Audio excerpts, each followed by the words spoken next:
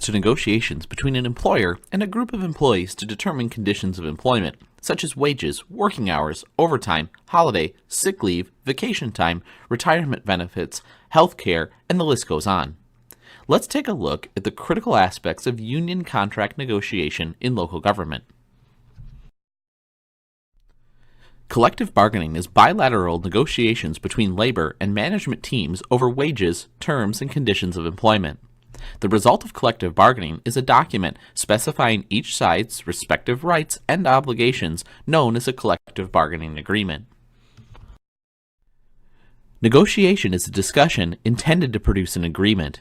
In negotiating a collective bargaining agreement, the employer and union seek agreement on terms and conditions of employment. One of the most important decisions the agency can make with regard to contract negotiations is who to include in the bargaining team to represent management. In larger organizations, there may be a designated human resource or labor relations professional whose job it is to lead the bargaining team.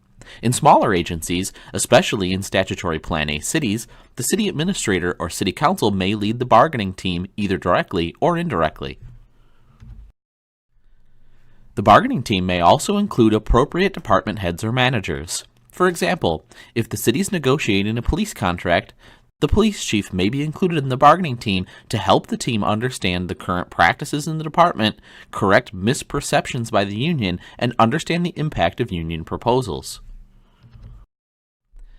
It's important to note that all meetings, negotiations, mediation sessions, and hearings between the union and management are public meetings except as may be provided by the BMS commissioner. Regardless of who's chosen for your bargaining team, the team itself should meet before negotiations have started to decide strategy and parameters for bargaining. The team should have an understanding of what type of wage or benefit increases are viable for the contract period and what other types of provisions the team is likely to accept or reject. The team should decide on a chief spokesperson and, for the most part, allow that person to do the speaking for the team at the bargaining table. A written notification of the desire to meet and negotiate an original contract, renewal of a contract, or a reopener of a contract must be served by the party wishing to begin the negotiations. The notice must be sent to both the party and the commissioner of the Bureau of Mediation Services. Typically, the union is the one to start negotiations, but management can make the request as well. The notice may be served on forms available in the BMS or in written format, which includes items listed in the BMS rules. In a typical environment, the union is more motivated to begin negotiations because they will be asking for wage and benefit increases. However, in difficult economic times, a city or local government agency may be the one wishing to negotiate a new contract in order to implement wage or benefit concessions or changes. The most common form of bargaining is quite simple. Generally, there's an initial meetings, sometimes called coming to the table, at which the union asks for wage or benefit increases and changes or additions to contract language. The employer will consider these labor proposals and schedule a second meeting, if necessary, to respond to the union proposals and present the agency's own proposals. Management may also come to the first meeting with a list of proposals it would like the union to consider. Often the first meeting is just spent going down these lists and explaining the rationale behind each of them. In presenting management proposals, the agency's bargaining team should carefully identify which proposals and responses are contingent upon agreement to an entire contract, contingent upon agreement or trade in another area, or simply agreed upon without any of these contingencies. This avoids confusion as to what has already been offered and agreed upon in negotiations. Bargaining teams need to guard against a union seeking to selectively pick and choose pieces of the management offer most beneficial to the union when the intent of management is to put together a package that makes overall financial sense for the agency. At the second meeting, union and management are often more prepared to discuss the items on each other's lists and may have a list of counteroffers to provide. For example, if the union has asked for a 3% across-the-board wage increase, the agency may counter with a 2% wage increase. This back and forth or offer and counteroffer process usually continues over several meetings until a package of agreed upon provisions has been reached. It is critical to the union and management to discuss these provisions carefully to avoid misunderstandings. At least one member of the management bargaining team should take careful notes during all of negotiations, so if a disagreement comes up later, the intent of the bargaining team will be clear. Once agreement is reached, the union takes the list of agreed upon provisions to the entire bargaining unit for a vote. This is called a ratification vote. The union must have a majority vote in order to formally agree upon the package. In the event the parties voluntarily agree to terms and negotiations, the parties should discuss and seek a statement from the other party that its negotiation team will recommend the tentative agreement. Generally, the employer will need to take the entire agreement to an elected board or council for a vote. In Plan B cities, and sometimes charter cities, the city manager has the authority to establish terms and conditions for all employees. However, the city council in this case still controls the budget, so it's good practice, even in these agencies, to have elected officials approve the final package. Interest-based bargaining is another method that may be used to negotiate a union contract. Interest-based bargaining comes at the negotiation process from a different perspective. Instead of trying to come up with an agreement that's best from a management or union standpoint, interest-based bargaining seeks to understand the heart of the issues over which management and the union have conflicts. Both sides discuss their unique interests and seek creative options and solutions.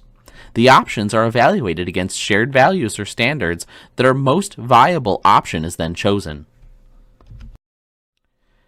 Interest-based bargaining is time-consuming and labor-intensive, requires training and a great deal of patience, and may not be suited for an environment where tough and unpopular changes are required.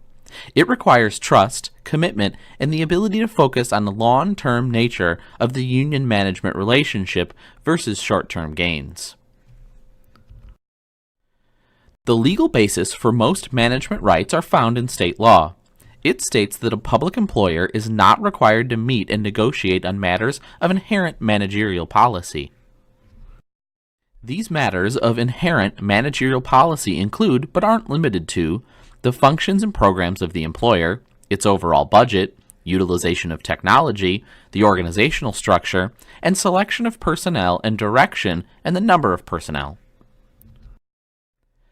Under Minnesota law, and through court decisions and arbitration precedents, many items are likely to be seen as mandatory subjects of bargaining. This means that there are terms and conditions that an agency must negotiate with the union. Some of the most traditional and obvious mandatory subjects of bargaining include disciplinary procedures, grievance procedures, compensation, like wages and salaries, and benefits, such as health insurance, vacation, and so on.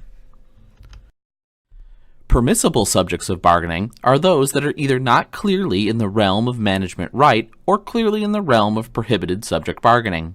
Oftentimes, these subjects for which there is no clear court ruling or arbitration decision to define whether the city must bargain over them. A managerial right can become a permissible subject of bargaining if the agency voluntarily bargains over it. This sometimes happens accidentally when an agency gives up a management right by bargaining over it because they're not aware it's a management right under law. If an agency does not wish to concede what it believes to be a management right under law, there are several alternatives it can offer the union. These include offering to meet and confer but not bargain with the union over the issue. Take the issue to an existing labor management committee or offer to form one to discuss non-contract issues and share viewpoints. Invite outside experts to a briefing session to educate both sides on the topic, and finally, ask the BMS or another mediation organization to provide mediation for this purpose. There are only a few prohibited subjects of bargaining. These subjects fall into two areas: selection of supervisory employees and retirement benefits. The law states that no public employer shall sign an agreement that limits its rights to select persons to serve as supervisory employees or requires the use of seniority in their selection. This means that an agency cannot bargain with the union over the procedures it will use to promote employees into supervisory positions. In the area of retirement benefits, Minnesota law generally precludes agencies from making contributions to retirement plans other than the mandated state plan, such as the Minnesota Public Employer Retirement Association PERA plans. However, there are some exceptions to this, including matching contributions to deferred compensation and post-employment health care savings plans.